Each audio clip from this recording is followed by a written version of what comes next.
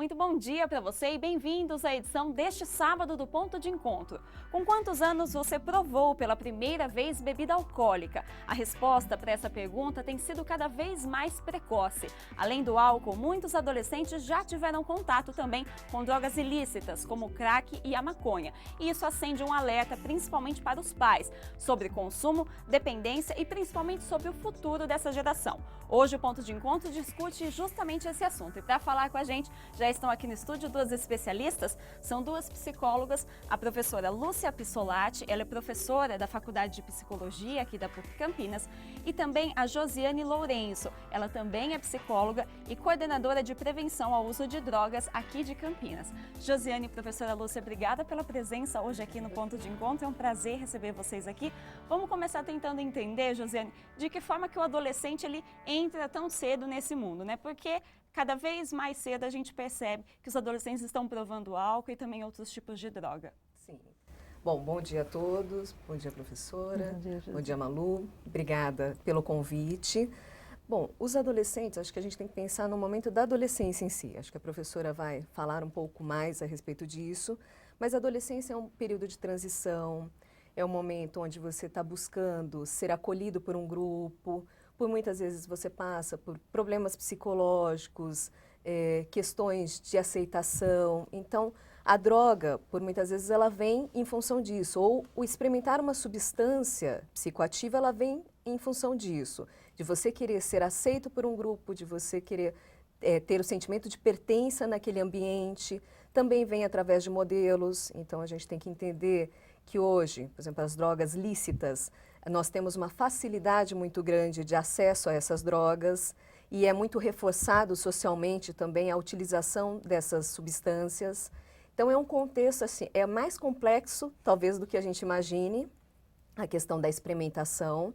Acho que a adolescência é uma fase, a adolescência, a juventude é uma fase realmente de limites, é uma fase em que eu quero me sentir adulto, então por isso a busca dessas substâncias ou recorrer à utilização dessas substâncias.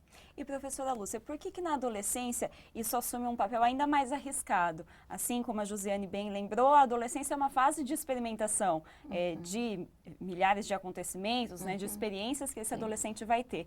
E claro, infelizmente ocorrem coisas ruins também.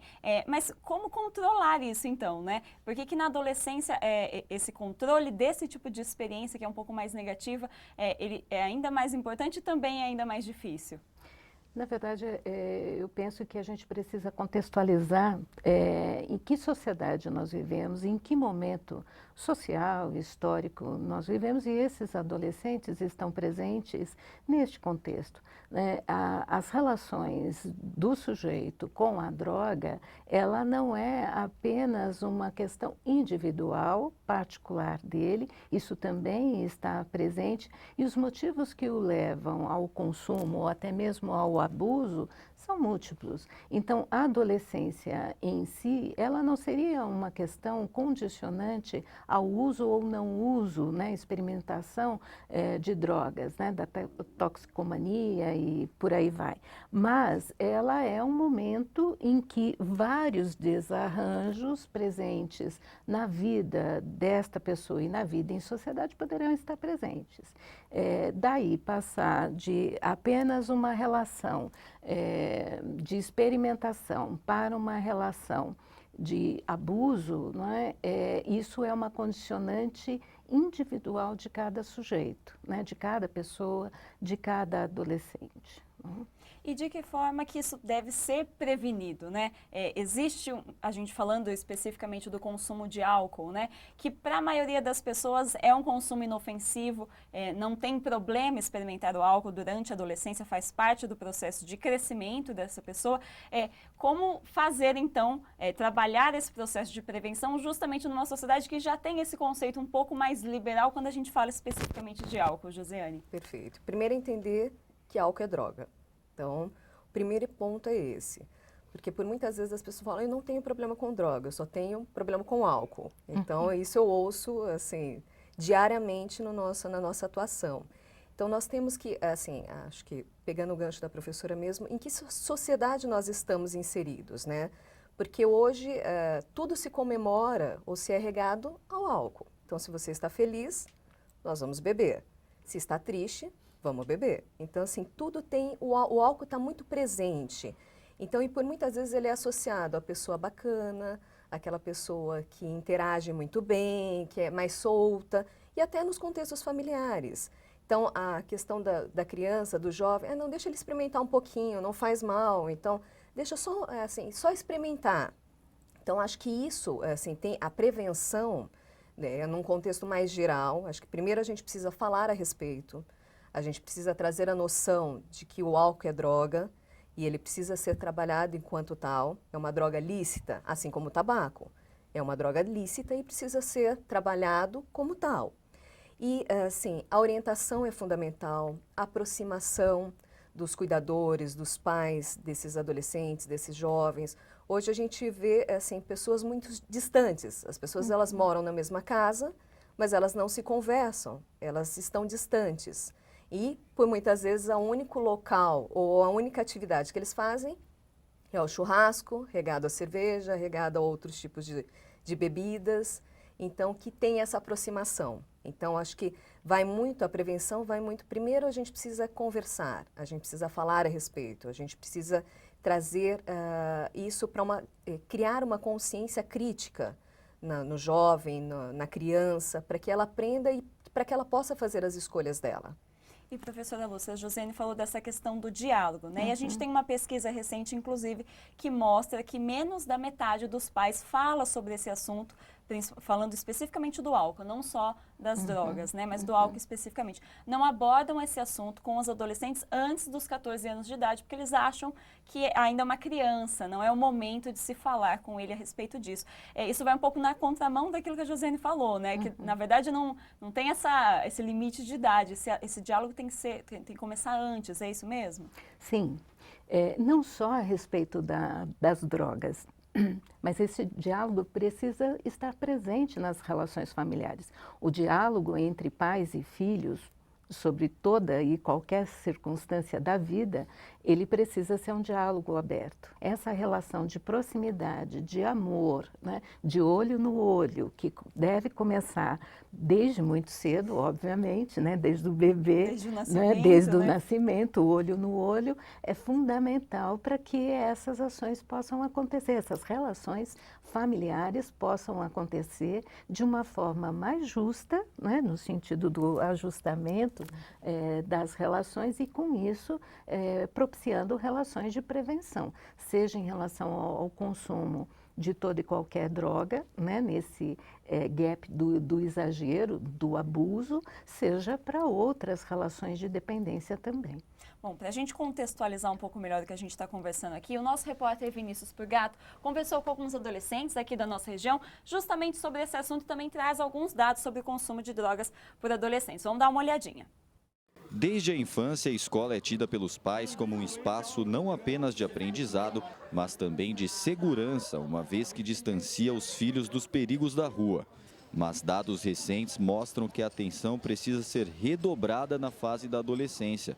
De acordo com a Pesquisa Nacional de Saúde do Escolar, divulgada no ano passado pelo IBGE, o percentual de jovens que experimentaram bebidas alcoólicas subiu de 50,3% em 2012 para 55,5% em 2015. Já a taxa dos que usaram drogas ilícitas subiu de 7,3% para 9% no mesmo período. Fomos até o Colégio Pio XII, em Campinas, para conversar com alunos do ensino médio sobre o assunto. Eles revelaram as razões que levam jovens da mesma faixa etária a consumir essas substâncias. Muitos adolescentes, em festa, geralmente, costumam usar bastante álcool em si. É muito frequente isso. Algumas drogas começam a ser mais raro. Quanto mais proibida, entre aspas, a droga for, mais raro, entre aspas também, né? Você vê alguém utilizando. Mas é muito comum você ver algum adolescente usar álcool em festa. É muito comum. Tem também o fato dos estabelecimentos não seguirem as leis, por exemplo. Sempre nos estabelecimentos você vai ver o fato de que vai estar lá a placa dizendo que o álcool é só para maiores de 18 anos, mas muitos estabelecimentos ignoram essa lei e vendem para quem quiser comprar. Às vezes, por exemplo, quando você quer falar com alguma menina bonita. Tem muitos adolescentes que bebem para poder falar com uma menina bonita e falam, se você beber, você vai conseguir falar com uma menina bonita sem você ter vergonha. E às vezes é muito por isso que eles acabam consumindo. E também para se enturmar em algum grupo. Às vezes o grupo utiliza, por exemplo, o álcool e para o adolescente poder se enturmar, ele acaba utilizando também. Mais para desinibir mesmo. A maioria das vezes. Ou porque simplesmente o cara acha que ele quer ter uma nova experiência. Então ele vai lá e bebe só para ver como que é, sabe? Eu nunca tive isso, eu quero ver como que é, ele vai lá e bebe, vai lá e fuma, qualquer coisa assim. Apesar dessa realidade, os jovens entrevistados reconhecem os riscos do consumo graças a um projeto multidisciplinar desenvolvido no colégio. Acredito que o trabalho ele repercute positivamente porque os alunos eles não só enxergam o mal, né, aquilo que pode trazer de prejuízo para a sua vida, como eles também conseguem identificar o que eles podem fazer para ajudar outros amigos. Então a escola vem exercendo esse papel primordial também na formação do caráter, na formação da pessoa e não só na formação intelectual desse aluno. Ações como essa também se tornam possíveis nas escolas públicas por meio do PROERD, o Programa Educacional de Resistência às Drogas e à Violência, oferecido pela Polícia Militar. Nele, crianças entre 6 e 14 anos de idade aprendem a lutar contra pressões e influências que conduzem a maus comportamentos. Toda a temática envolve problemas dentro da cartilha que eles têm, que é fornecida pelo Estado, com problemas que são baseados em fatos reais que acontecem com pessoas que têm mais ou menos a idade deles. E diante do problema que é exposto, eles resolvem esses problemas. E a gente leva a criança a tomar a melhor escolha e pensar no resultado que tem a escolha que ela fez. Mesmo sendo bom ou ruim, cada escolha, cada decisão tem um resultado. E é isso que a gente trabalha, faz a criança pensar no resultado que ela tem de suas escolhas. E muitos pais relatam que pararam de fumar, reduziram o consumo de bebida, porque o filho chegou em casa e conversou com ele sobre o assunto e pediu para que ele parasse. Então as crianças elas não aprendem apenas, elas passam a ser multiplicadoras do conhecimento. Iniciativas que visam romper com o círculo vicioso do álcool e das drogas na nossa sociedade.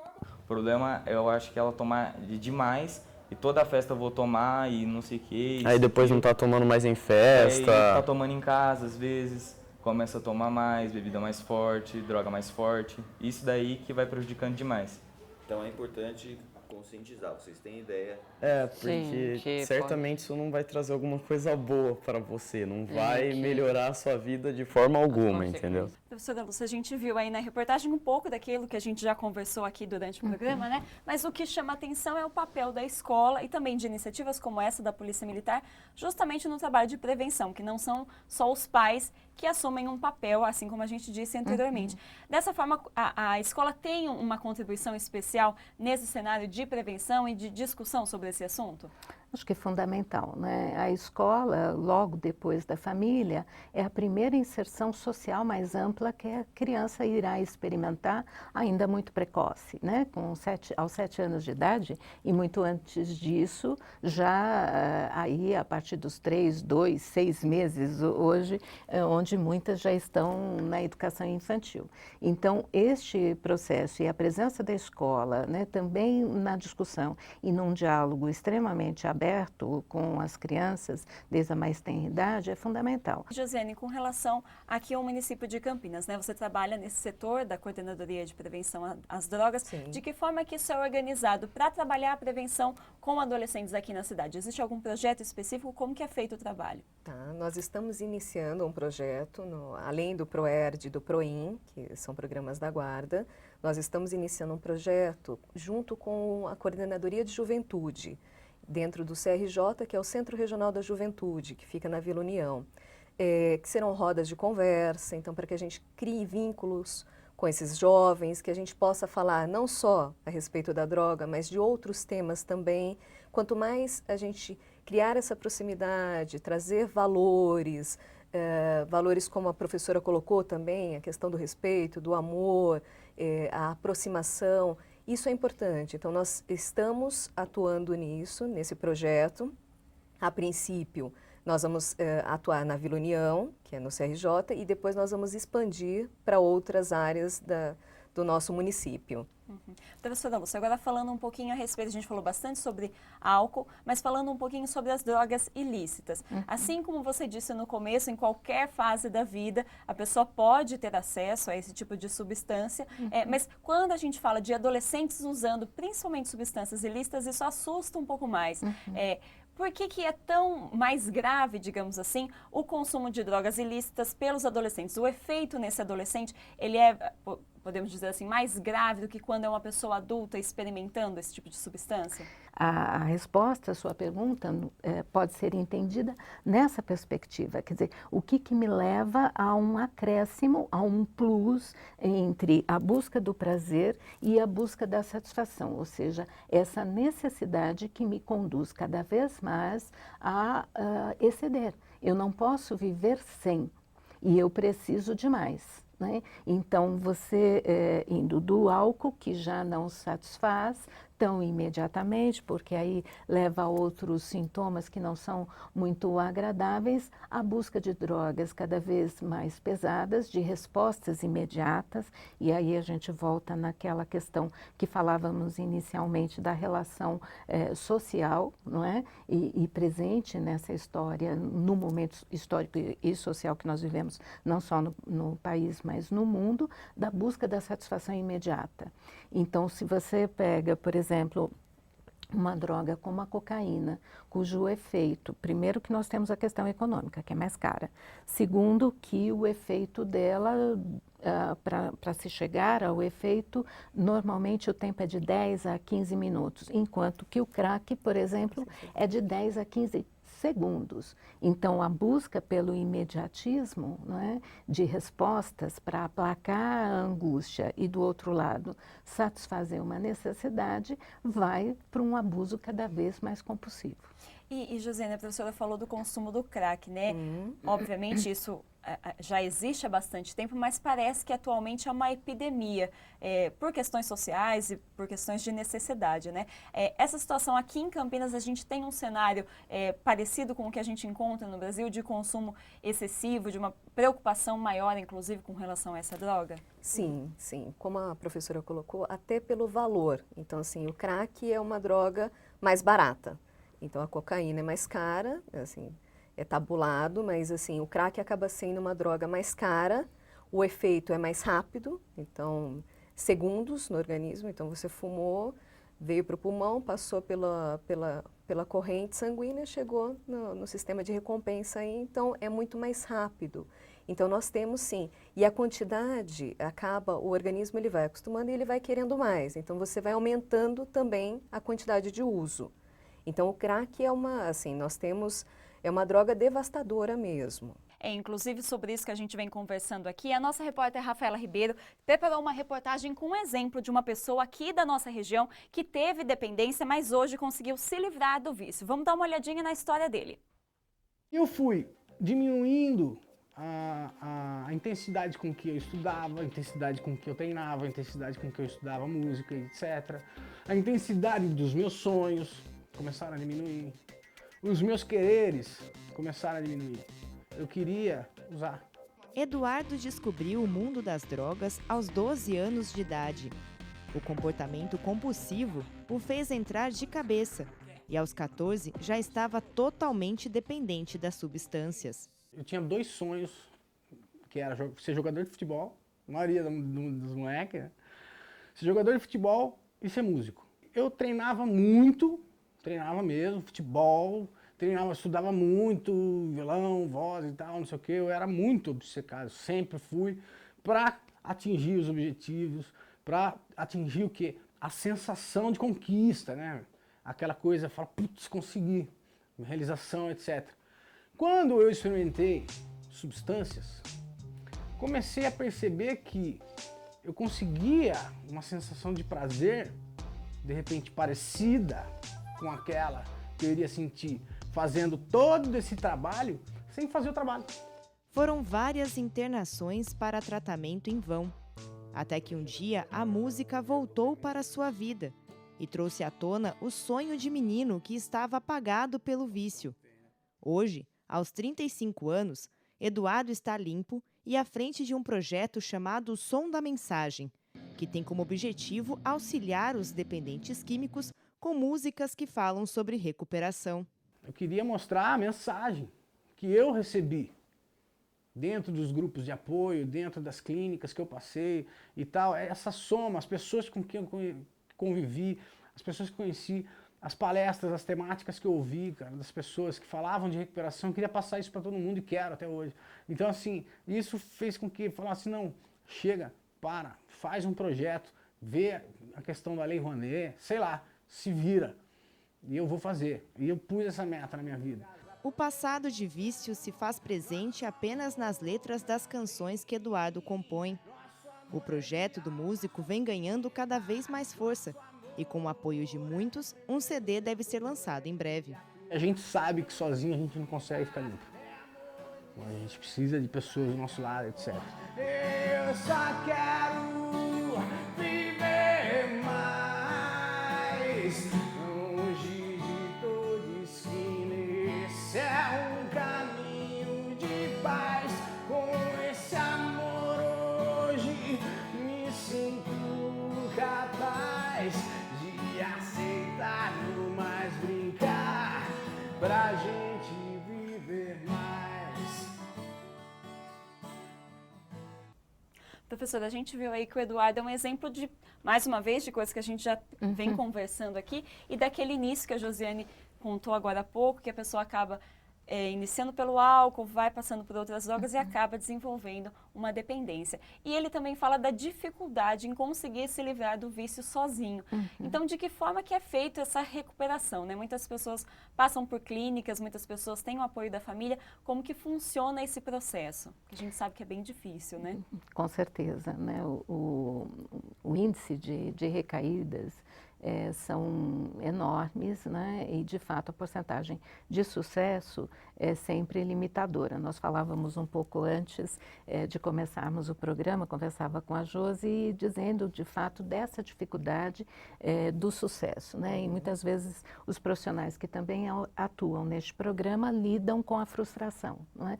Porque o empenho é muito grande, a dedicação é muito grande e nem sempre o resultado é alcançado, né, na proporção que os profissionais gostaríamos, e aí eu me incluo, né? Então, o que é importante é a dificuldade, exatamente, eu volto naquele ponto de adesão aos programas de prevenção e principalmente de tratamento, mais do que de prevenção, é exatamente a relação que o sujeito acaba tendo com a droga, né? Ela entra no campo da necessidade, né? E aí a necessidade do uso se faz cada vez mais frequente, né? Exatamente, uma coisa acaba levando a outra num círculo vicioso bastante importante. E os programas de prevenção e de tratamento, principalmente, nem sempre alcançam a magnitude do imediatismo que o sujeito busca, né? Então, eu quero ficar limpo rapidamente. Isso não vai acontecer, não é? É um processo, né? É um programa. E as relações tensas, né, da vida continuam presentes na vida de todos nós, né? Então, como ele estava dizendo na entrevista, né, como é que eu me relaciono com as drogas e o projeto que eu estabeleço para a minha vida. E este projeto precisa ser de curto, médio e longo prazo.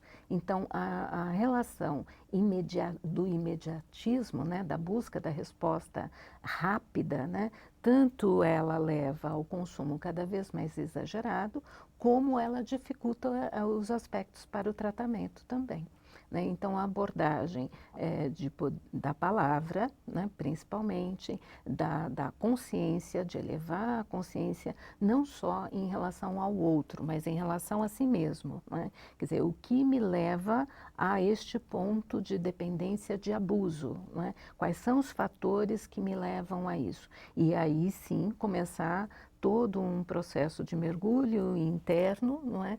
Para que eu possa olhar à minha volta e estabelecer como é que eu saio disso. Quais são os passos, os primeiros passos, para que eu possa, né, começar a sair um pouco disso.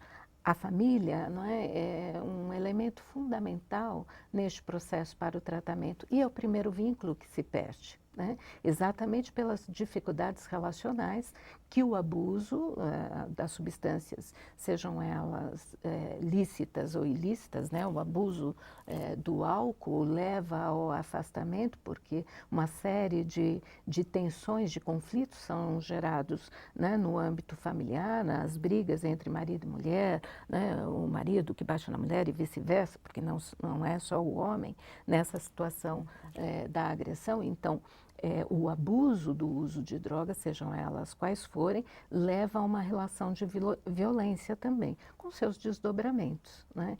Em relação às crianças que estão envolvidas neste processo também, né? Os jovens, né, que estão envolvidos, os filhos, né, destas famílias. Então, é um processo extremamente extenso, cuja abordagem ela não pode ser olhada de forma simplista, né, porque é uma relação complexa, né, seja para entendermos o que leva, né, algumas pessoas ao abuso, né, e outras param no uso, por exemplo, né?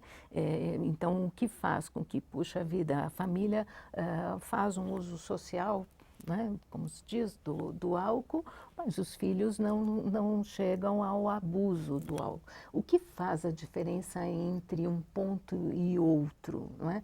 Então, as explicações elas só podem ser pensadas e discutidas na subjetividade. Quer dizer, o que constitui você e que marca a diferença relacional com a sua família, com a própria droga, não é? E com outros fatores sociais que diferenciam um do outro. É bem complexo, mas ainda bem que não é impossível, né? Como a gente viu ali o exemplo do Eduardo. A gente está quase chegando ao final do programa, mas antes de encerrar, Josiane, eu queria que você deixasse algum telefone de contato, algum site com informações desse programa da Prefeitura ou para pessoas que queiram procurar ajuda com relação à dependência ou até informações sobre drogas lícitas ou ilícitas, para que eles possam entrar em contato também. Perfeito. A Coordenadoria de Prevenção às Drogas fica na Rua Barreto Leme, 1550. Acho que cabe a gente falar, como a gente está falando de tratamento também, a professora colocou, foi muito bem colocada, que é a questão de olhar o indivíduo enquanto único, então entender que para cada indivíduo tem um tratamento específico. Hoje, o nosso município tem o Cartão Recomeço, então, que é um tratamento gratuito para as pessoas acima de 18 anos, voluntariamente, que nos procuram. Nós fazemos encaminhamento para uma comunidade terapêutica que é vinculada ao programa. Então, nós temos essa facilidade no nosso município, que foi algo do governo, assim, é uma parceria do governo do estado com a nossa prefeitura. Então, é de suma importância dentro do nosso município, porque a gente oferta esse tratamento para as pessoas que querem acolhimento. Entre outras coisas, a gente também faz encaminhamentos para os CAPs, encaminhamentos, dependendo da necessidade de cada indivíduo. Então, é porta aberta a coordenadoria, então quem quiser pode chegar, pode conversar, tomar um café conosco. Nós estamos lá das 9 da manhã ao meio-dia e depois da 1 às 5 da tarde. Então, nós ficamos de segunda a sexta, o telefone é 3282-9209. Tá certo. Josiane, professora Lúcia, obrigada pela presença hoje aqui no Ponto de Encontro. Foi um prazer receber vocês aqui. Prazer Sejam sempre muito bem-vindas aqui com a gente. E essa edição do Ponto de Encontro fica por aqui. Outras produções da TV PUC você acompanha no nosso canal no YouTube e também na nossa página no Facebook. Obrigada pela companhia, um ótimo fim de semana para você e até sábado que vem. Tchau, tchau.